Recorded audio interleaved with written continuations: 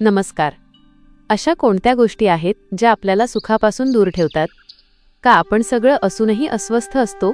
याचं उत्तर कोणत्याही गुगल सर्चमध्ये नाही, तर ते आहे आपल्या संतांच्या साहित्यात दडलेल्या एका गुपितामध्ये. भावार्थ संतवाणीच्या आजच्या भागात आम्ही असा एक अभंग उलगडणार आहोत जो तुमच्या आयुष्यातील कोडं सोडवेल. व्हिडिओ स्किप करू नका, कारण अर्धवट ज्ञान हे धोक्याचं असतं आणि संतांचा विचार हेच पूर्ण सत्य असतं. आज आपण एका अत्यंत गोड आणि मनाला थेट भिडणाऱ्या विषयावर बोलणार आहोत. धावपळीच्या या जीवनात आपल्याला नेहमी एक प्रश्न पडतो की मनाची शांती कशी मिळवावी. याच प्रश्नाचे उत्तर शेकडो वर्षांपूर्वी संत जनाबाईंनी अत्यंत साध्या पण प्रभावी शब्दांत दिले आहे. संत जनाबाई म्हणजे भक्तीचे मूर्तिमंत रूप. संत नामदेवांच्या घरात काम करता करता त्यांनी साक्षात पांडुरंगाला आपले सखा बनवले. त्यांच्या अभंगांमध्ये पांडुरंगावरील निस्सीम प्रेम आणि भक्तीचा सुगंध कायम दरवळत असतो. आज आपण त्यांच्या अशाच एका अप्रतिम अभंगाचा भावार्थ समजून घेणार आहोत, जो आपल्या रोजच्या जगण्याला एक नवी दिशा देईल. हा अभंग म्हणजे केवळ शब्द नाहीत, तर तो जीवनाचा एक अत्यंत सुंदर आणि सोपा मार्ग आहे. चला तर मग जाणून घेऊया या अभंगाचा भावार्थ विश्लेषण, सामाजिक संदेश व वास्तविक जीवनातील उदाहरणासह. पहिला चरण, नाम विठोबाचे घ्यावे, मग पाऊल टाकावे. भावार्थ विश्लेषण. या पहिल्या चरणात संत जनाबाई आपल्याला जीवनाचा एक अत्यंत महत्त्वाचा आणि रोजच्या जगण्यातला मंत्र देतात. त्या सांगतात की आयुष्यात कोणताही नवीन प्रवास सुरू करताना, कोणतेही नवीन काम सुरू करताना किंवा अगदी रोज सकाळी घरातून बाहेर पडताना सर्वात आधी आपल्या लाडक्या विठुरायाचे स्मरण करावे. त्याचे गोड नाव आपल्या ओठांवर असावे. जेव्हा आपण विठोबाचे नाव घेऊन पहिले पाऊल पुढे टाकतो, तेव्हा तो प्रवास केवळ आपला एकट्याचा राहत नाही, तर तो पांडुरंगाचा प्रवास बनतो. आपल्या पाठीशी एक अदृश्य पण प्रचंड मोठी सकारात्मक शक्ती उभी राहते, जी आपल्याला संकटांतून वाचवते आणि नेहमी योग्य मार्ग दाखवते. आजकाल आपण घराबाहेर पडताना हजार गोष्टींचा विचार करतो, अनेक चिंता सोबत घेऊन चालतो. पण जर आपण पांडुरंगाचे नाव घेऊन घराबाहेर पडलो, तर मनाची सगळी धाकधूक संपून जाते. कामात येणाऱ्या अडचणी दूर होतात आणि एक प्रकारचा अफाट आत्मविश्वास मिळतो.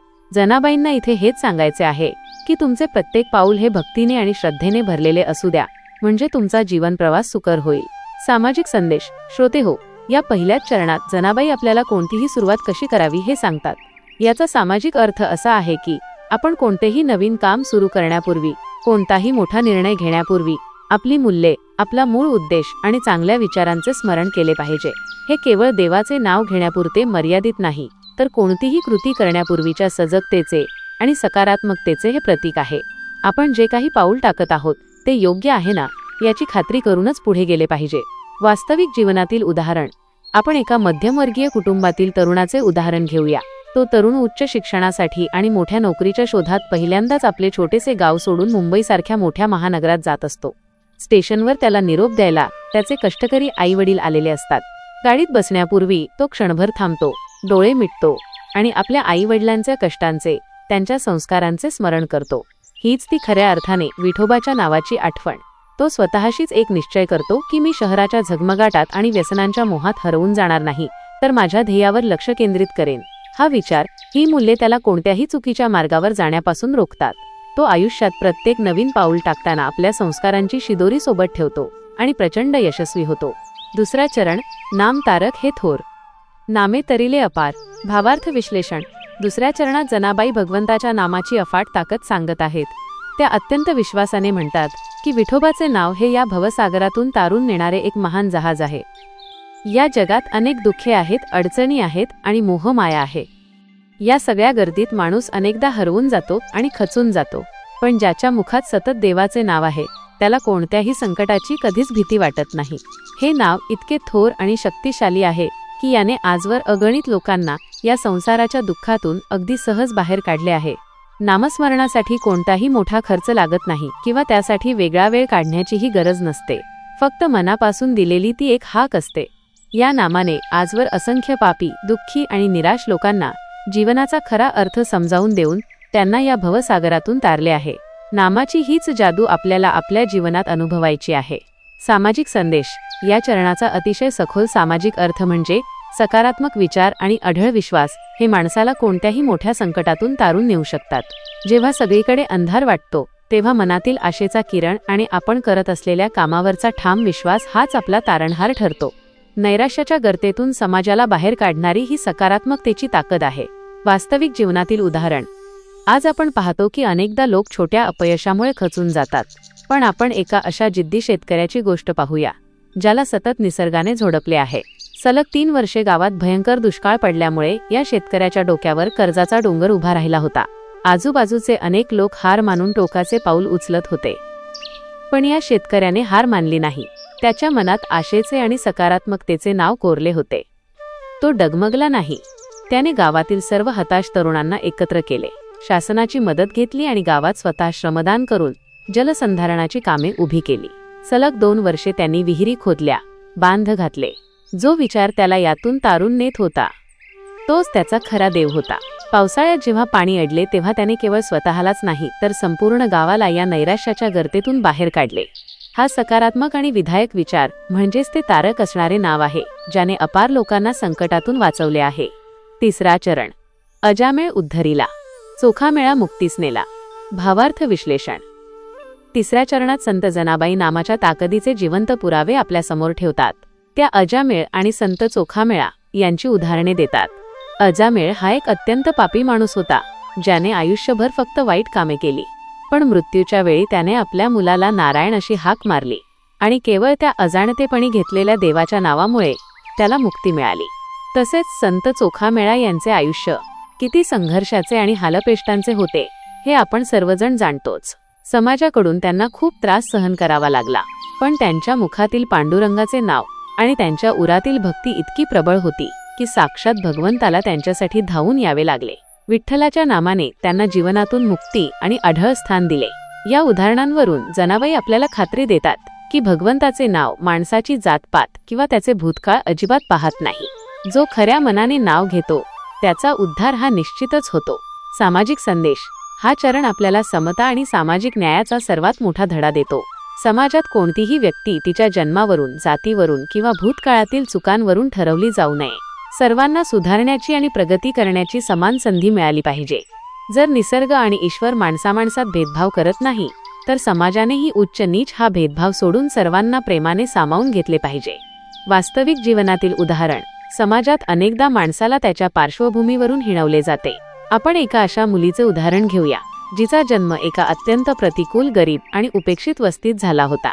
समाजाच्या दृष्टीने ती अशा एका वर्गातून येत होती जिथे शिक्षणाचे आणि प्रगतीचे दरवाजे जवळपास बंदच होते. अनेक लोक तिला सतत ती पुढे काहीच करू शकणार नाही याची जाणीव करून देत असत, पण तिच्या शाळेत तिला एक उत्तम आणि पुरोगामी विचारांचे शिक्षक मिळाले. त्यांनी तिच्या जातीचा किंवा गरिबीचा विचार केला नाही. त्यांनी तिच्यातली प्रबळ इच्छाशक्ती ओळखली. त्यांनी तिला योग्य मार्गदर्शन केले आणि समाजाच्या इतर मुलांच्या बरोबरीने संधी दिली. आज तीच मुलगी जिद्दीने शिकून एक नामांकित डॉक्टर बनली आहे आणि आता ती त्याच उपेक्षित वस्तीत जाऊन सर्वांची मोफत वैद्यकीय सेवा करत आहे. जनाबाईंनाही हेच सांगायचे आहे की आपण समाजात जातीपातीचे आणि विषमतेचे कुंपण न घालता प्रत्येकाला समान संधी दिली तर संपूर्ण समाजाचा उद्धार नक्कीच होईल. 4था चरण. नाम दळणी कांडणी, म्हणे नामयाची जनी. भावार्थ विश्लेषण. शेवटच्या चरणात संत जनाबाई एक अत्यंत सुंदर आणि आपल्या सगळ्यांना रोजच्या जीवनात आचरणात आणता येईल असा महान विचार मांडतात. त्या म्हणतात की देवाचे नाव घेण्यासाठी तुम्हाला सर्वस्व सोडून जंगलात जाण्याची अजिबात गरज नाही. मी तर माझे रोजचे दळण दळताना आणि धान्य काढताना माझ्या विठ्ठलाचे नाव घेते. संत जनाबाई या संत नामदेवांच्या घरात काम करत असत. त्यांनी आपले झाडण्या पुसण्यापासून ते दळण काढण्यापर्यंतचे प्रत्येक काम विठ्ठलमय करून टाकले होते. कामातच देव पाहण्याची ही वृत्ती आपल्याला खूप काही शिकवते. आजच्या काळात आपण अनेकदा तक्रार करतो की आम्हाला देवपूजेसाठी वेळ मिळत नाही, पण जनाबाई आपल्याला शिकवतात की तुम्ही तुमचे ऑफिसचे काम करत असाल, स्वयंपाक करत असाल किंवा गाडी चालवत असाल, तुमचे मन जर विठ्ठलाच्या चरणी असेल तर तेच खरे नामस्मरण आहे. स्वतःच्या कर्माला भक्तीची जोड दिली की माणसाचे पूर्ण आयुष्यच एक सुंदर आणि अर्थपूर्ण अभंग होऊन जाते. सामाजिक संदेश. श्रोते हो, या शेवटच्या ओळीत श्रमाची प्रतिष्ठा लपलेली आहे. कोणतेही काम छोटे किंवा मोठे नसते. आपले रोजचे काम, मग ते कितीही साधे किंवा कंटाळवाणे वाटत असले तरी त्यात जर आपण प्रामाणिकपणा, निष्ठा आणि आनंद शोधला तर ते कामच ईश्वराची पूजा बनते. मोठेपणा मिळवण्यासाठी डोंगर फोडण्याची गरज नसते, तर आपले रोजचे काम निष्ठेने करणे हीच मोठी गोष्ट आहे.